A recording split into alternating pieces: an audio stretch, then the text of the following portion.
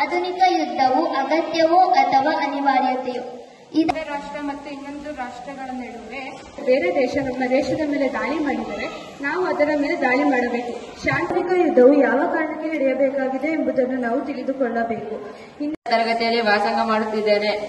ಸಂದರ್ಭದಲ್ಲಿ ಮಾತ್ರ ಯುದ್ಧವು ಆದರೆ ಕೆಲವು ಸಂದರ್ಭಗಳಲ್ಲಿ ಅಗತ್ಯವನ್ನು ಬೀರುತ್ತದೆ.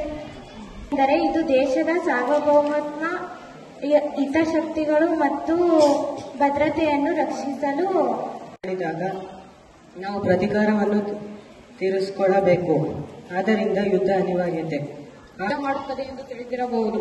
ಯಾವುದೇ ದೇಶವು ತನ್ನ ಅಗತ್ಯಕ್ಕಾಗಿ ಯುದ್ಧವನ್ನು ಮಂಡಿಸುತ್ತದೆ. ಎಂದರೆ ಸಾವು, ಶಾಂತಿ ಎಂದರೆ ಬದುಕು. ಯುದ್ಧ ಈ millions of people lost their lives. The chemical substance harmed the birth. ಏನೆಂದರೆ ಯುದ್ಧವೇ ಬೇಡ ಎಂದು ನಾವು ಅಂದುಕೊಳ್ಳಬೇಕು. ಏಕೆಂದರೆ ಯುದ್ಧದಲ್ಲಿ ನಡೆಯುವುದು ಬಗ್ಗೆ ಮಾತನಾಡುವಾಗ ಕೇವಲ ಸಾಂಪ್ರದಾಯಿಕ ಯುದ್ಧದ ಬಗ್ಗೆ ಮಾತನಾಡುತ್ತಿಲ್ಲ.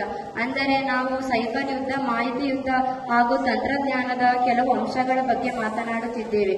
ಯುದ್ಧವು ಒಂದು ಆದ್ಯತೆಯಲ್ಲ. ಬೆದರಿಕೆಗಳು ನಿರಂತರ ವೇಗದಲ್ಲಿ ವಿಕಸನಗೊಳ್ಳುವ ಜಗತ್ತಿನಲ್ಲಿ ಇದು ಆಳವಾದ ಮತ್ತು ಆಗಾಗ್ಗೆ ಕಠೋರ ಅವಶ್ಯಕತೆಯಾಗಿದೆ.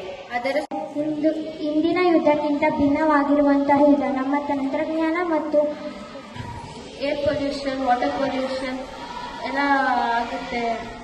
ದೇಶದ ಮೇಲೆ ಬೇರೆ ದೇಶ ಆಕ್ರಮಣ ಮಾಡಿದಾಗ ನಮ್ಮನ್ನು ರಕ್ಷಿಸಿಕೊಳ್ಳಲು ನಾವು ಯುದ್ಧ ಮಾಡಬೇಕು. ಉದಾಹರಣೆಗೆ, ಪಾಕಿಸ್ತಾನವು ಭಾರತದ ಮೇಲೆ ಪುಲ್ವಾಮಾ ದಾಳಿ ಮಾಡಿತು. ಆಗಿನ ಕಾಲದ ಯುದ್ಧಗಳಿಗಿಂತ ಭಿನ್ನವಾಗಿದೆ. ಇಂದಿನ ಕಾಲದಲ್ಲಿ ಕತ್ತಿಗಳನ್ನು, ಬಿಲ್ಲುಬಾಣಗಳನ್ನು ಬಳಸಿಕೊಂಡು ಯುದ್ಧ ಮಾಡುವರು. ಆಧುನಿಕ ಯುದ್ಧ ಎಂಬುದು ಒಂದು ಜಟಿಲ ಪ್ರಶ್ನೆಯಾಗಿದೆ. ಅದಕ್ಕೆ ಸರಳವಾದ ಉತ್ತರ ಇನ್ನೂ ಇಲ್ಲ. ಯುದ್ಧ ಮಾಡದಲೇ ನಾವು ಯಾವ ಒಂದು ಹೋರಾಟವನ್ನು ಗೆಲ್ಲಲು ಸಾಧ್ಯವಿಲ್ಲ. ಯುದ್ಧ ಮಾಡೇನೆ ನಾವು ಎಲ್ಲ ಹೋರಾಟಗಳನ್ನು ಗೆಲ್ಲಬಹುದು. ಯುದ್ಧ ಪರಿಕಲ್ಪನೆಗಳಿಂದ ಭಿನ್ನವಾಗಿದ್ದು ಇಂದಿನ ಕಾಲದಲ್ಲಿ ಶಸ್ತ್ರಗಳನ್ನು ಉಪಯೋಗಿಸುತ್ತಿದ್ದರು. ಯುದ್ಧವು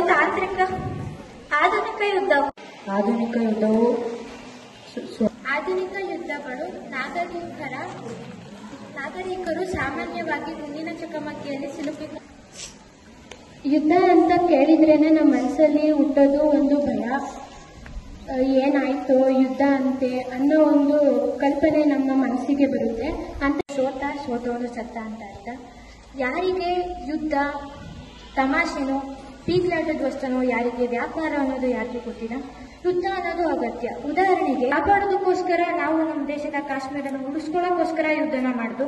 ಮತ್ತೆ ಇನ್ನೊಂದು ಉದಾಹರಣೆ ಅಂತ ಹೇಳಿದ್ರೆ, ತುಂಬಾ ಜನ ಹೇಳಿದ್ರು ಇವಾಗ ಯುದ್ಧ ಮಾಡಿದ್ರೆ ಆಂಟಿ ಕ್ಯಾಪ್ಟಾಗಿ ಹುಟ್ಟಿದ್ದಾರೆ ಅಂತ ಹೇಳಿದ್ರು.